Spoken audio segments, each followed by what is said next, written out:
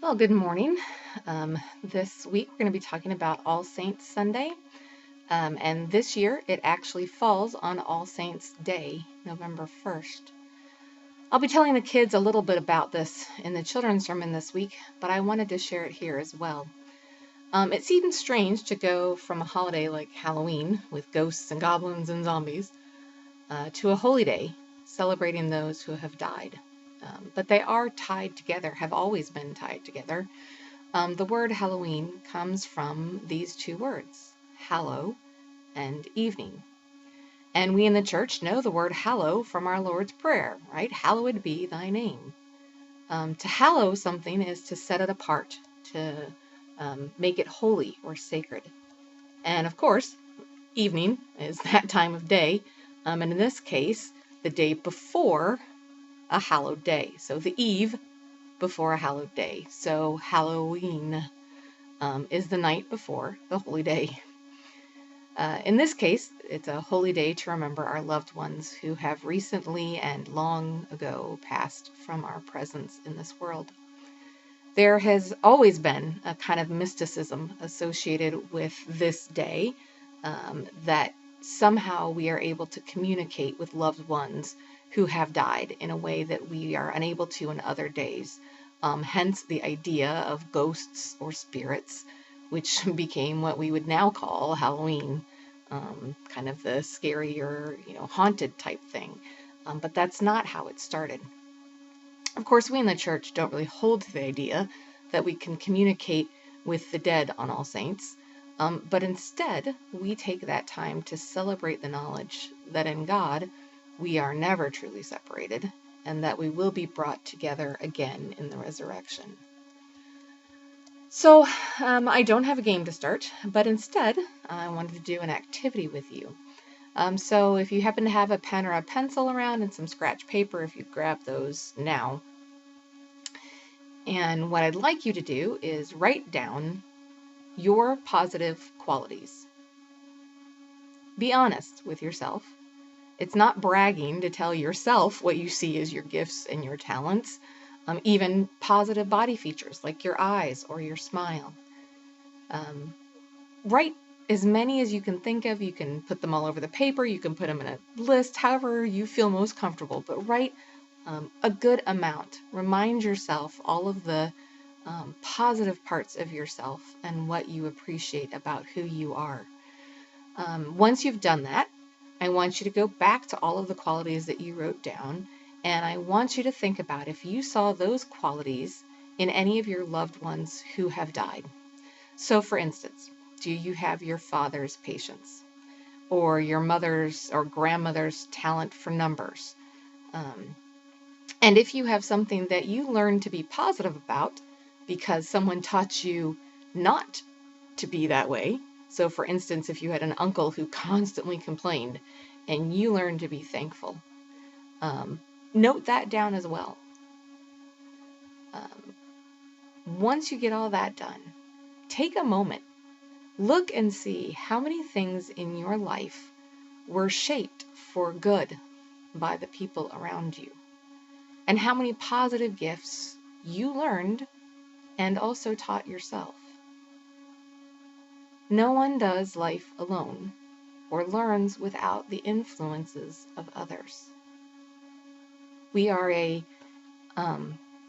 compilation of ourselves, but also those who have come before us and who have been around us. So I've always found the Gospel for All Saints, especially year A, to be rather strange. Rather than, the story of Jesus' resurrection or the raising of Lazarus or any of the other miracle stories that remind us of remaining with our loved ones, we get the Beatitudes. So I'm going to read them. We'll get a chance to hear them.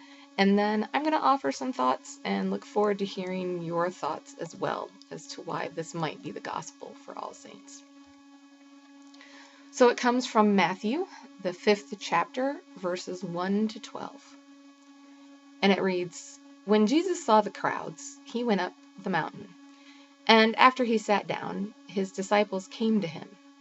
Then he began to speak and taught them, saying, Blessed are the poor in spirit, for theirs is the kingdom of heaven. Blessed are those who mourn, for they will be comforted. Blessed are the meek, for they will inherit the earth. Blessed are those who hunger and thirst for righteousness, for they will be filled. Blessed are the merciful, for they will receive mercy. Blessed are the pure in heart, for they will see God. Blessed are the peacemakers, for they will be called children of God. Blessed are those who are persecuted for righteousness' sake, for theirs is the kingdom of heaven. Blessed are you, when people revile you and persecute you and utter all kinds of evil against you falsely on my account. Rejoice and be glad, for your reward is great in heaven, for in the same way they persecuted the prophets who were before you. The Gospel of our Lord. So my thoughts. The first thing that sticks in my head is the blessed are those who mourn, because that's all of us. And this Sunday is the day we take that time to mourn. I've never met a person who hasn't mourned someone in their life. Most of us mourn many, many people. And we know how much comfort can bring. But I also see this gospel as a promise for all our loved ones for whom a bit of doubt remains in our heart about their belief in God or their place in heaven. For if you look at this list, who is not blessed? Who is not given the kingdom of heaven? The grace and invitation of God reaches far and wide, even if we don't always see it or accept it initially. So that's kind of what I've been thinking about, why that might be chosen, because we hear so many are blessed by God. So what are your thoughts about why this gospel is chosen for this day? It's unusual. We have so many resurrection stories and promise stories, but they chose the Beatitudes. So take some time and think about what your thoughts are about that gospel. I will point out that our other readings fall much more in line with what we might expect on All Saints. Our first reading is not from the Old Testament, but instead from Revelation, the 7th chapter, verses 9 to 17. And it is the image of the nations around the throne of God, praising God, and the martyrs, and the promise made to the martyrs that they will have no more tears. The psalm is Psalm 34, 1 to 10, and verse 22. And I will be incorporating that into the service because it is such a powerful reminder of the goodness of the Lord and how with His guidance and love we are kept safe. The second reading is from 1 John, the 3rd chapter, verses 1 to 3, and it tells us of the love the Father has given us by being revealed to us and in us. So those are our other readings for today.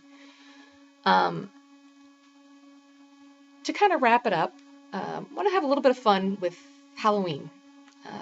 So think back on Halloween costumes that you wore as a child. Or if you have pictures, pull them out and show them to people around you. If you have kids or grandkids, talk about what they've worn, maybe just yesterday, maybe, in years past. And then ask, was there a reason you chose those certain costumes? Maybe there was, maybe there wasn't. Maybe they were all homemade and wonderfully done. Maybe they were a shirt. My brother one year wanted to be a dinosaur, and my mom cut a poster board out and stapled it to a shirt. But it made him happy. Or was there some that you loved so much you wore it over and over? Why do we do that? Why do we dress up? What do we feel when we pretend in that way? I used to laugh. Isaiah always wanted the costume with muscles, Mama, with muscles. Was it because he was usually the smaller of his friends, or it made him feel powerful? I always went for something that required makeup rather than the plastic masks, because makeup. When we think about our loved ones, how does that make us feel? Do we put on characteristics we saw in them to honor and remember them? Do we have aprons that belong to them, pocket watches, things that have become a part of us because they were a part of them? Do we sometimes pretend that we're not grieving? Maybe sometimes we pretend that we are grieving when we've had difficult relationships.